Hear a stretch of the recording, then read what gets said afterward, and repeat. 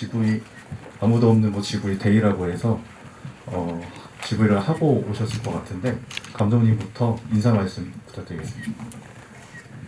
네, 안녕하세요. 저는 아무도 없는 곳에 연출한 김정환이라고 합니다. 만나서 반갑습니다. 네, 감사합니다.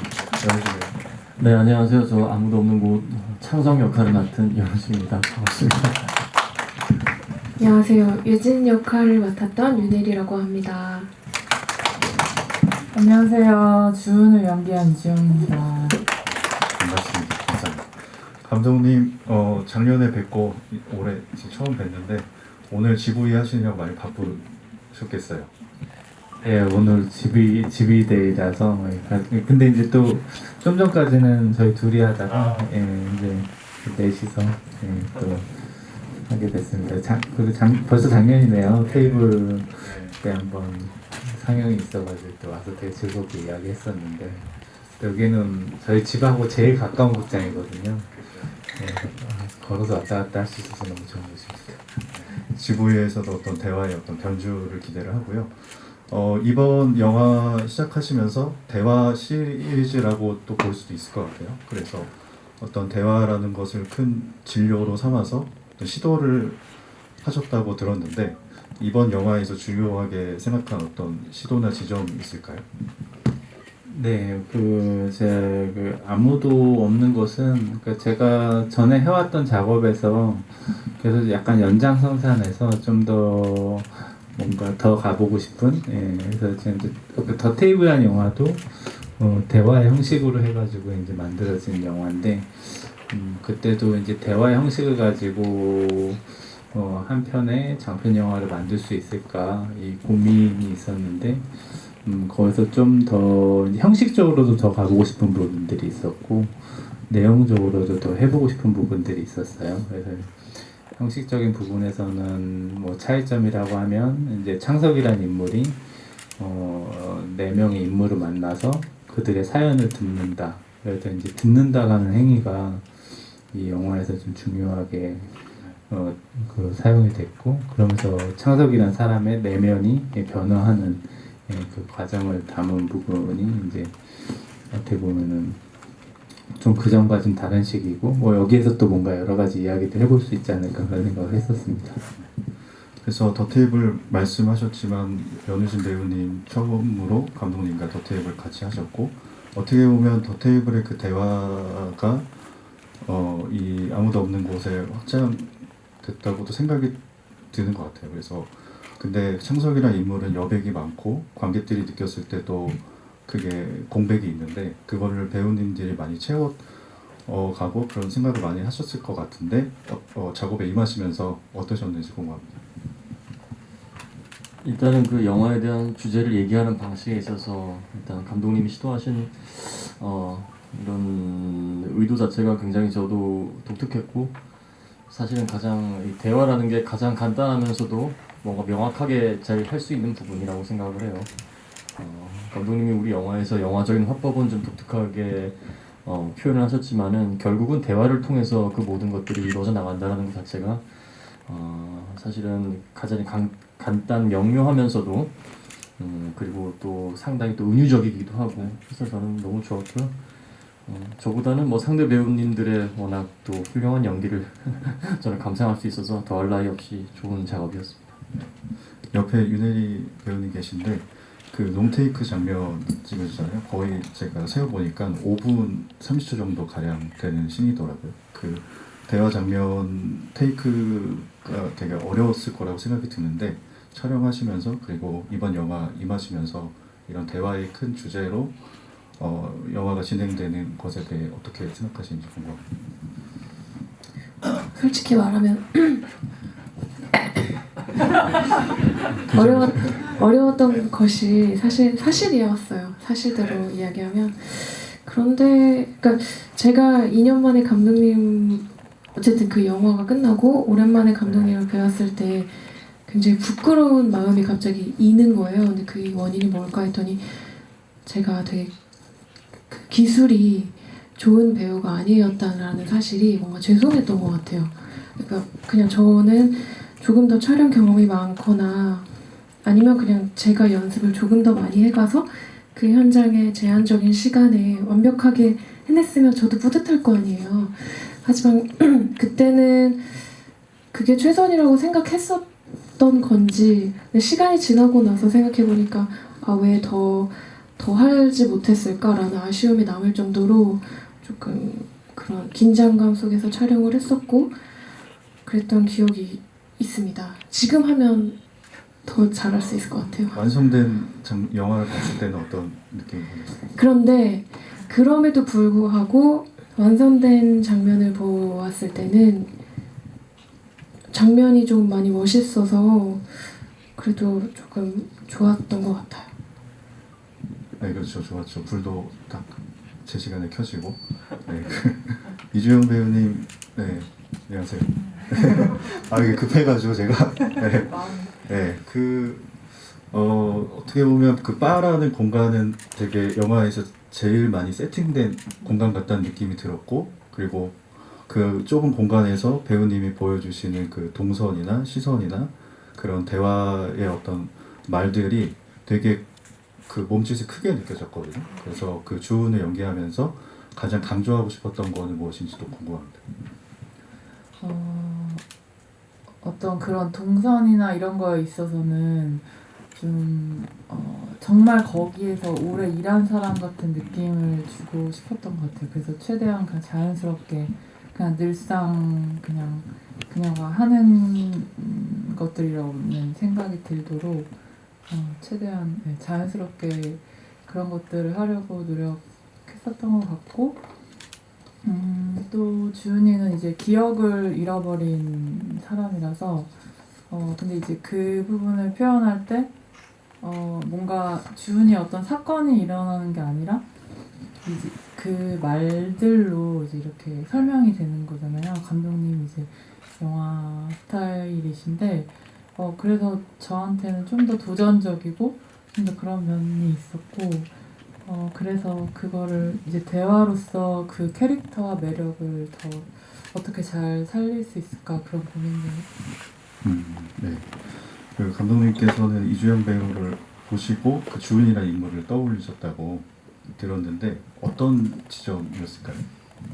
뭐 저는 그러니까 사실 제가 이렇게 캐릭터를 만들 때 그 캐릭터를 이제 시나리오 단계에서 모든 성격 부여를 하고 이 사람이 정확하게 어떤 사람, 그러니까 어느 정도의 성격이나 이 방향성 가지고 가지만 이제 그런 부분들을 완성을 해놓지 않아요. 그리고 이제 그 배우들이 들어왔을 때 그게 얼만큼 생명력이 있는 캐릭터가 될 것인지 이런 부분들을 이렇게 가늠을 했고 이제 그런 부분에서 사실은 두 배우 다 주은이나 유진이나 다 이 배우랑 만났을 때 이제 이 캐릭터가 완성이 되는구나 이런 생각을 했던 것 같아요. 그래서, 그리고 관객분께서도 질문 있으시면은 저희 오픈 채팅방에 남겨주시면 좋을 것 같고요. 그 질문이 있는데요.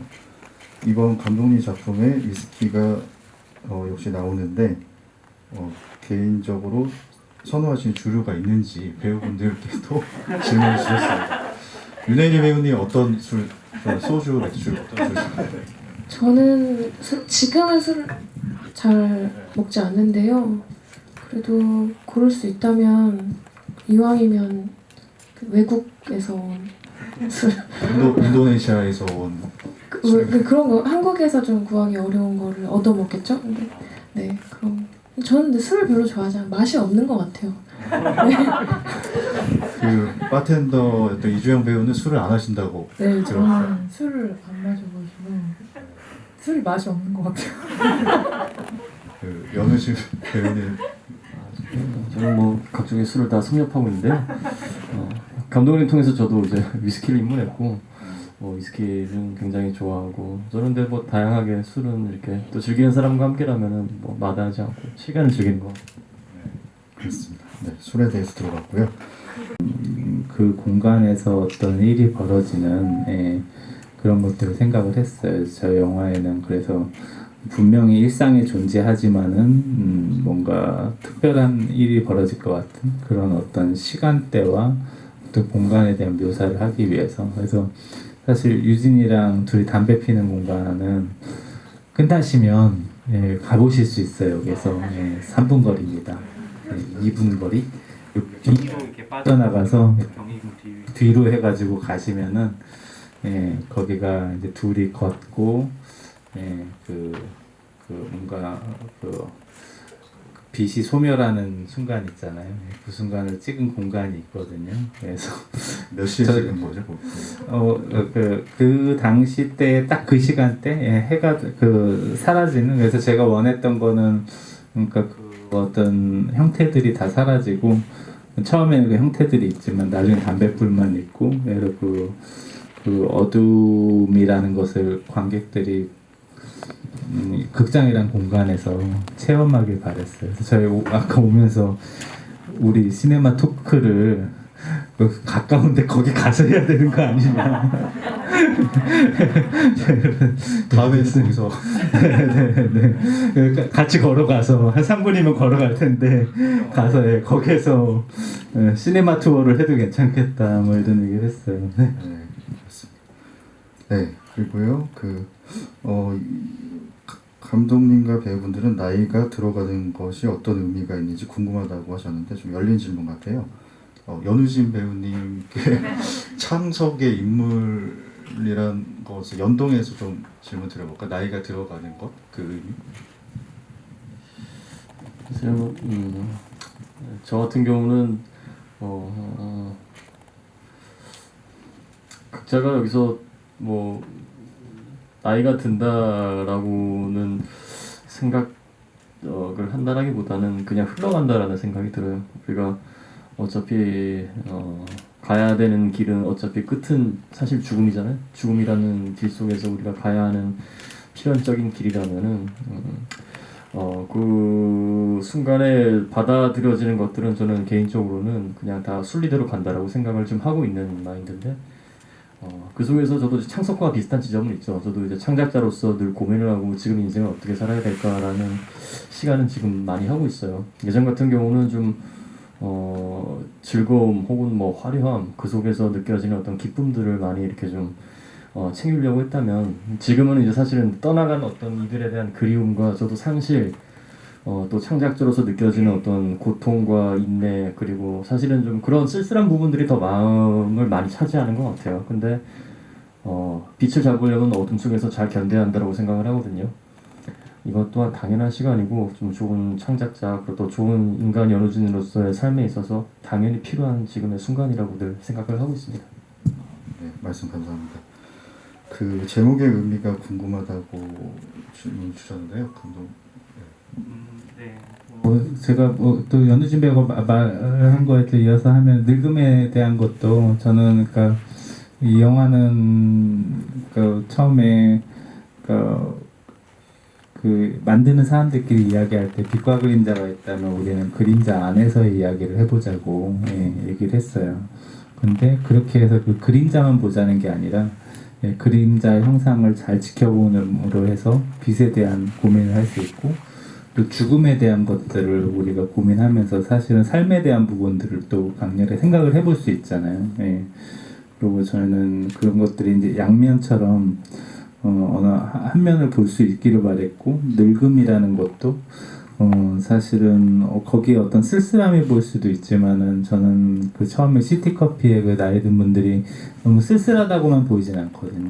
그 안에 어떤 편안함도 있고 저는 창석이란 인물한테는 누군가와 같이 늙어가고 싶었던 어떤 마음과 동경이 또 있었을 거라고 생각을 해요. 그래서 그런 부분에 대한 것들을 좀 생각을 해봐 주셨으면 좋겠고 이제 그런 의미들을 좀 담으면서 제목에 대한 고민도 했었는데 아무도 없는 곳이라는 것도 또 반대적으로 결국은 뭐 전화부스나 아니면 어디의 공간이 저는 아무도 없는 곳임에도 불구하고 거기에 결국은 누군가가 있었다라는 것을 좀 생각을 해보고 그래서 어떤 자취라는 말이 있잖아요. 자취라는 말은 사실은 뭔가가 있었던 흔적이기 때문에 빈 자리지만 거기에 누가 있었는가 이런 것들에 대한 고민들을 좀 확장해서 했을 때 이 이야기를 좀 그릴 수 있지 않을까 예, 그리고 이 이야기를 계속 영화가 끝나도 관객들 제목과 같이 더불어서 계속 연장해서 좀 확대해서 좀 생각을 해나갈 수 있으면 좋겠다라는 생각이 있었습니다. 그 말씀하신 양면성은 각각의 인물들에도 나타나는 것 같은데요. 그 주은이란 인물도 겉으로 보여지는 그 바텐더의 모습도 있지만 그 안에 어떤 기억을 잃어버렸다라는 설정이 있는 것처럼 연기하시면서 그런 주은에 대해서 많이 전사나 뭐 이런 거 생각을 하셨을 것 같은데 어떤 감정이나 뭐 이미지를 떠올리신 게 많이 있으신지 궁금합니다. 일단 기억을 잃었다는 그런 이미지가 보통의 영화에서는 좀 부정적이거나 뭔가 절망적인 것들이 많았는데 제가 주은이를 이렇게 접했을 때는 그런 감정보다는 좀 더 뭔가 뭔가 좀 건강한 에너지가 더 많았던 것 같아요. 그래서 거기에 이렇게 잠식되지 않고 그냥 이렇게 뭔가 그냥 두려워하지 않고 그냥 이제는 새로운 기억을 수집하면서 이제는 새 인생을 또 산다 그런 또 느낌도 받았었고 네, 그래서 좀 그런 강하고 당찬 면을 이제 주은이에게서 많이 봤던 것 같아요. 네. 그 유진이라는 인물도 어떻게 보면 그 논테이크 씬 아까 말씀드렸지만 그 담담하게 쏟아내는 그 말들에 사실 관객들이 이끌려가는 장면이거든요. 그래서 그 어떤 시식함이라고 요약하기는 좀 그렇지만 그런 면들이나 그런 성격들이 묻어나는 것 같은데 실제 배우님의 어떤 그런 부분도 많이 그 캐릭터에 가미가 됐는지도 좀 궁금합니다. 네, 저는 이제 감독님의 대본만 봤을 때도 사실 굉장히 절망적이네 라는 생각은 들지 않았던 것 같아요. 아까 주영 언니가 말해준 대로 그런 상황을 겪었지만 그래도 뭔가 이 영화가 담고 있는 텍스트에서 느껴지는 그 느낌이 긍정적인 어떤 에너지를 조금은 좀 머금고 있는 느낌이었거든요. 근데 이제 제가 그거를 대사로 뱉을 때 그때는 이제 제가 가진 재료들 원래 제가 이렇게 막 사글사글하고 뭐 아기자기한 말투를 가진 사람은 아니다 보니까 그냥 원래 제 안에서 조금 자연스러운 톤으로 그 이야기를 전달하면서 그런 캐릭터가 조금 구체화된 것 같아요. 알겠습니다. 그 카페에 대해서 묻는 부분도 있고 마지막 장면에 대해서 그 마지막 장면의 어떤 흑백의 이미지가 이렇게 연결해서 사용이 되잖아요. 그 의미에 대해서도 좀. 네, 뭐 거기에는 어쨌든 그러니까 뭔가를 이제 명확하게 표현하려고 했다기보다는 그래서 이제 창석이라는 인물이 여러 인물들을 만나고 그 안에서 내적으로 변화하면서 결국은 창석이라는 사람 자체도 상처와 상실감이 큰 사람인데 그 때문에 결국 타인에 대한 상실과 그런 상처에 더 예민할 수 있고 그 예민함과 그 치열한 고민들이 있기 때문에 결국은 본인이 만들어진 이야기를 할 수 있다. 창작을 할 수 있다. 남의 세상에 귀를 기울임으로 해서 이제 그런 부분들에서 이제 만들어진 이야기를 쓰는 부분 그리고 저는 이 영화가 되게 다양한 층위를 갖고 있어서 관객들이 지금 여러 가지 그 안에서 생각들을 하면서 그 생각들이 이렇게 퍼져나가고 계속 뭔가를 이렇게 할 수 있으면 좋겠다라는 생각을 했어요. 그리고 창석이 또 청산가리를 가지고 있잖아요. 성화의 청산가리를 그 자기가 품 안으로 넣는데 그거 자체가 그 성화라는 사람을 보호하려는 마음도 있었겠지만 또 자기가 어떻게 보면 죽음을 안는다, 고통을 안는다라는 행위도 있는 것 같아요. 그래서 그 죽음이라는 이 창작자가 죽음을 안는다라는 행위와 그리고 창작을 한다라는 것을 같이 좀 생각을 해보면 여러 가지 또 생각을 할 수 있지 않을까 이제 그런 부분에서 좀 배치한 장면입니다.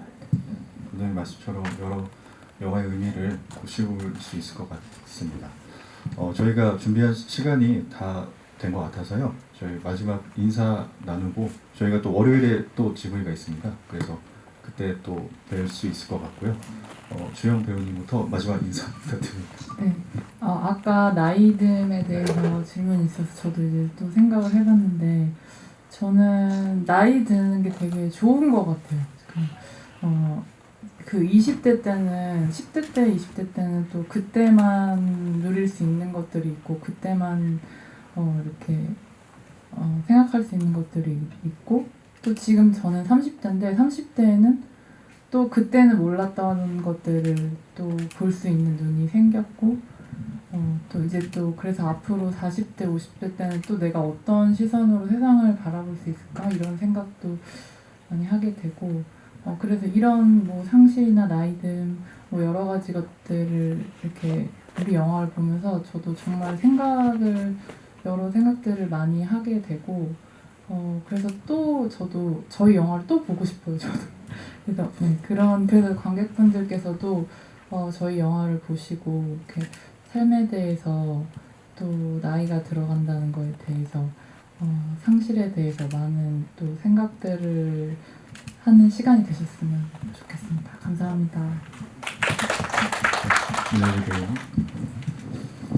제가 저도 나이듦에 대해서 아까 질문이 들어왔을 때 이 질문이 참 슬프면서도 즐겁고 그런 답변을 드릴 수 있겠다는 생각이 딱 마음속에 든 것이 제가 어떤 단어 만약에 A가 있다면 10대, 20대 때 바라봤던 그 A에 대한 인상이 30대가 되면서 굉장히 많이 달라졌어요.